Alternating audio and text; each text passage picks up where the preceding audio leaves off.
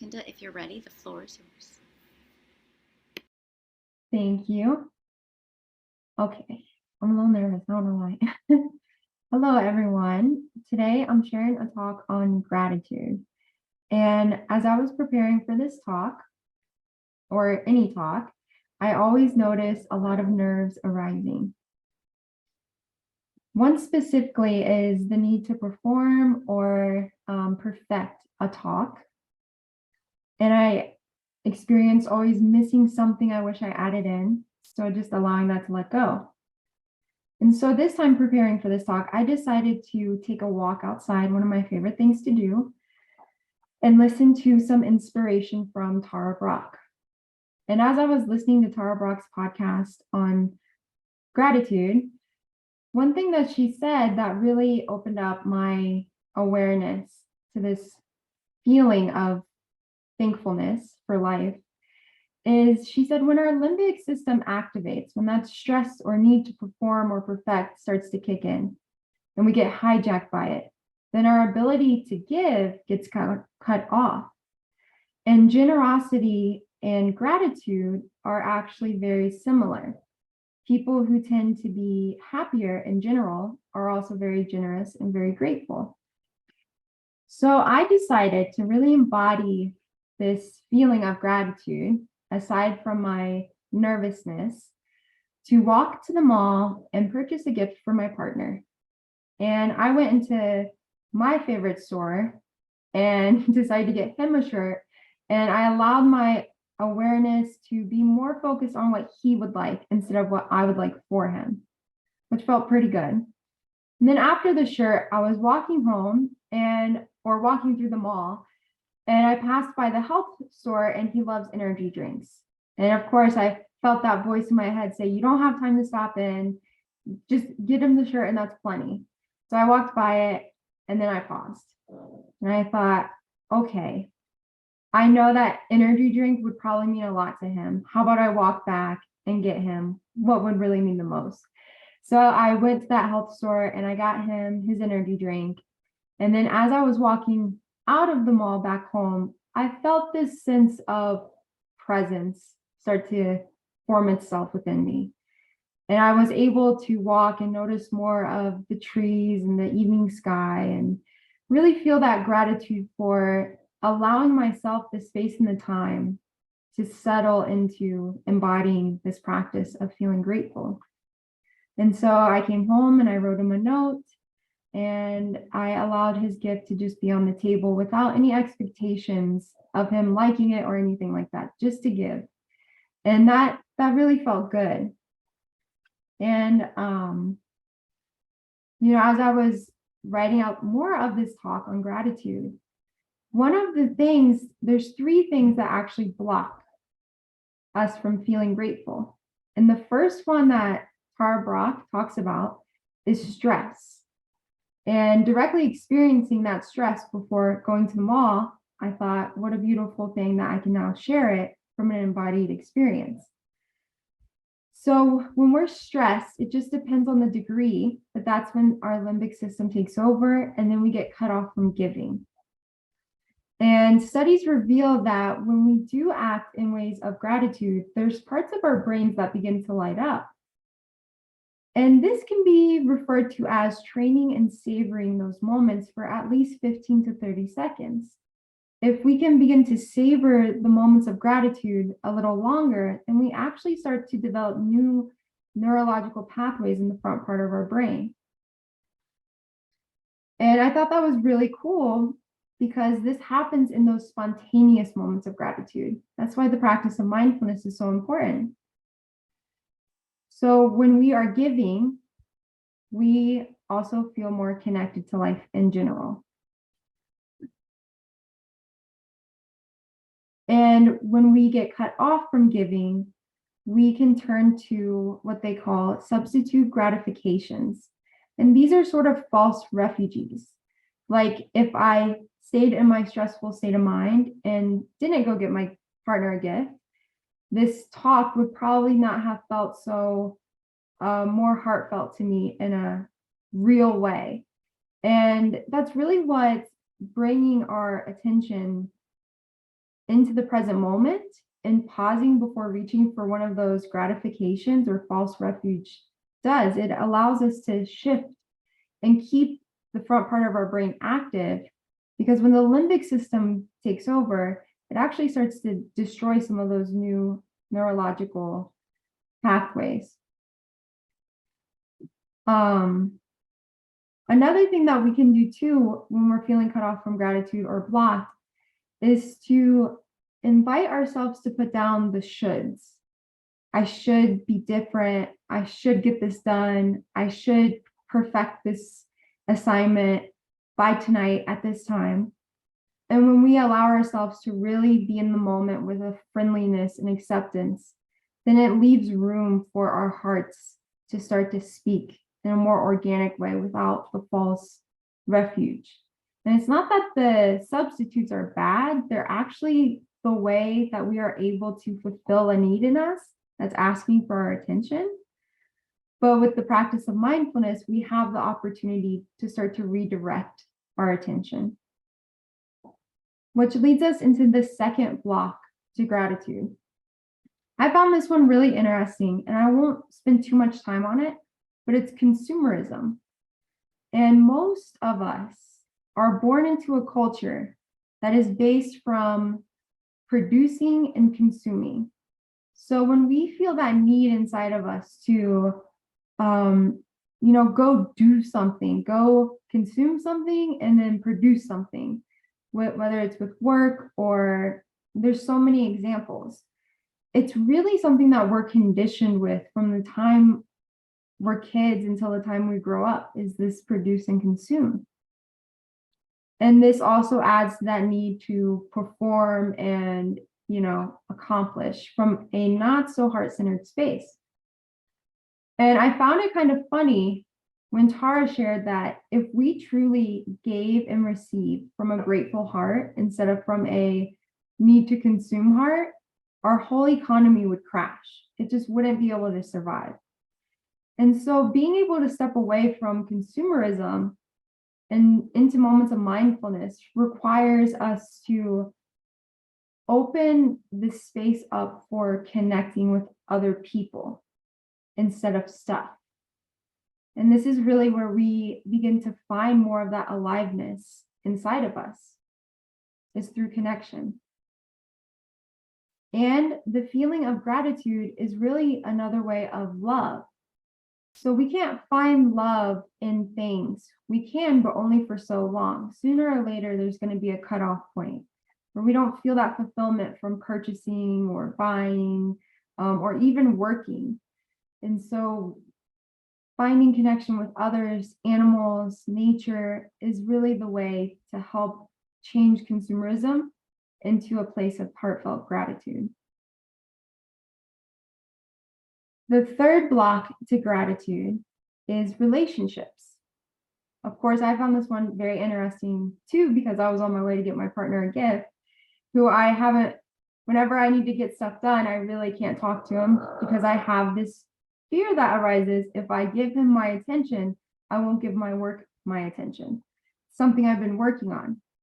So the fact that with this practice, I was able to redirect that and say, I can give him a gift, a presence of heartfelt gratitude or joy without giving away my ability to work and show up fully in a heart space, was really a turning point for me from this talk. And if any of us, some of us have grown up with childhood trauma, then relationships can bring up this block that tell us that we're not worth it.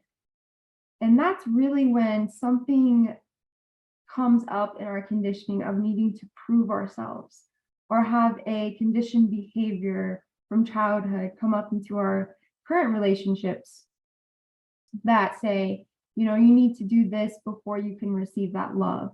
Or if you don't do this, they might not love you.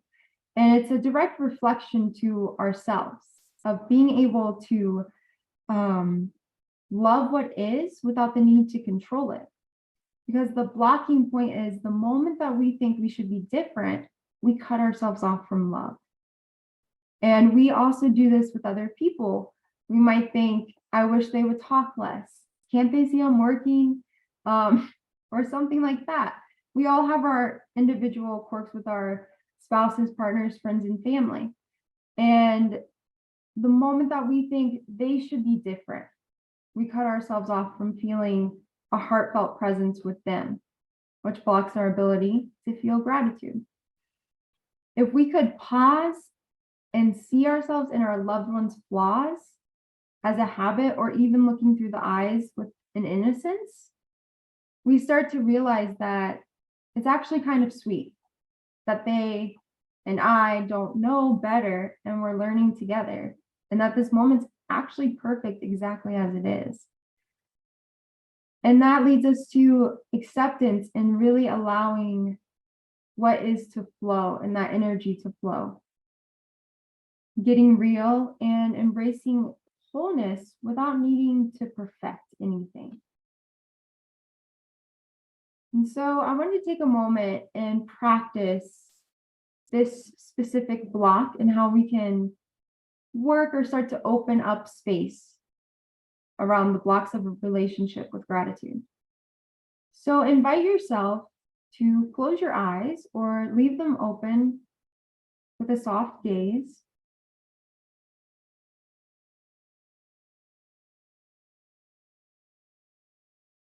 Now bring to mind a loved one.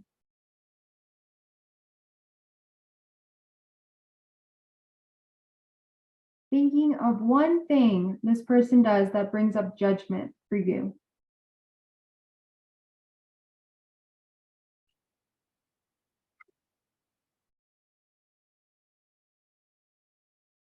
And stay there for a moment. Really look at what's happening as you bring this judgment in person to mind.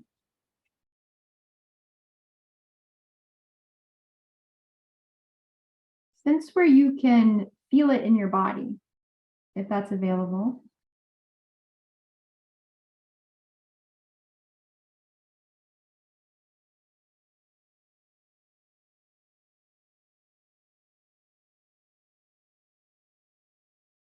Now shift your attention to something that you really love about this person.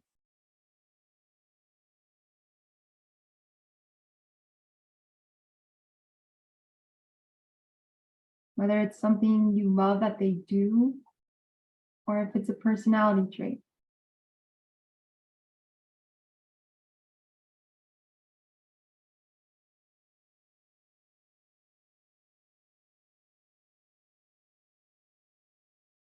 Now let them both be there, the judgment and the love. Sense the imperfection and where you have reactivity towards this person and what you love about them.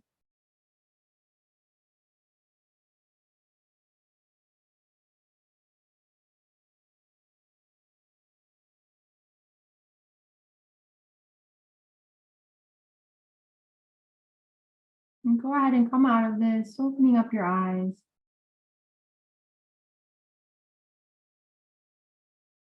And so we can begin to shift that block in our relationships from focusing on one detail to actually zooming out and looking at it from a more macro perspective.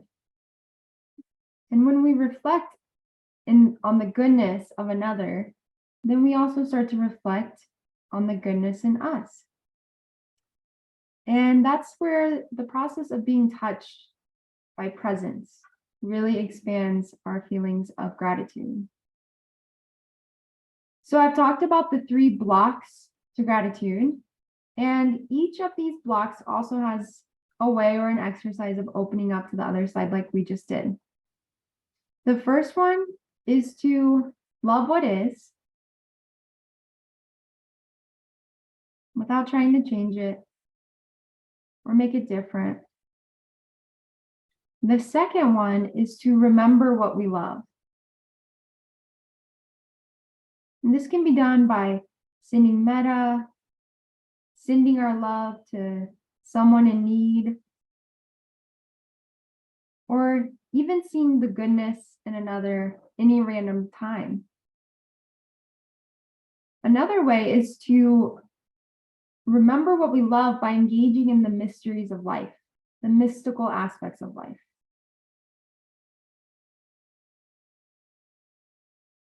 And for this one, there's an exercise that for 3 minutes, you have a conversation with someone else or yourself and share, please tell me what you do love. Please tell me what you love. And it could be about yourself or another, but for 3 minutes, you just allow yourself to continue that giving and receiving of, please tell me what you love. And I found that one really heartfelt to be able to stay in that space for a few minutes and continue with messages of love.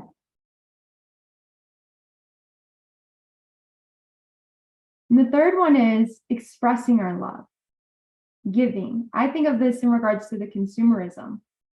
Even if we're in a job, say, that wears us out, if we could take that moment to express something in the moment that's okay, usually it gives space and opens up another door. And an exercise that we can always practice anywhere with expressing love is expressing a love for our breath. And so this will be the last exercise that we practice. Invite yourself once again to sit comfortably, close the eyes or leave them open.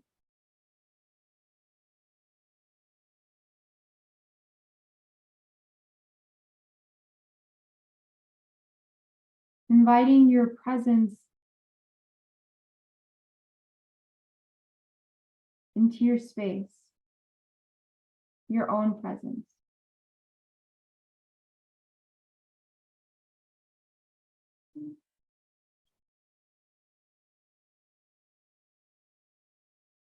Notice where you can feel your breath in your body.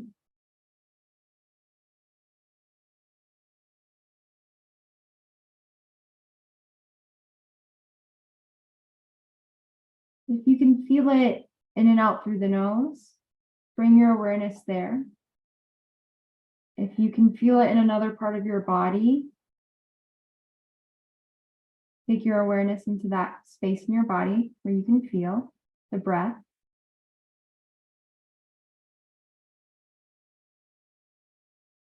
And as you inhale, imagine receiving this moment of aliveness. And as you exhale, imagine letting it go.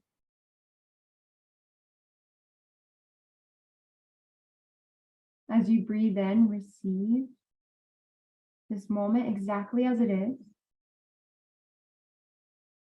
And as you exhale, fully release what is back out.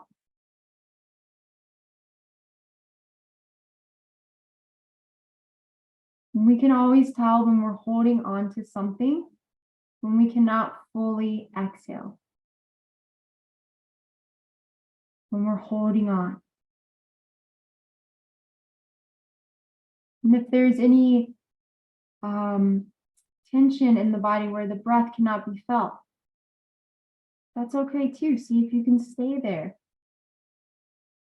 Notice what can be felt.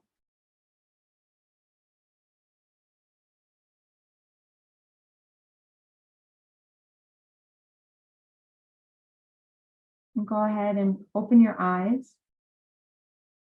This is a way that we express our love for life, for presence, and for what is.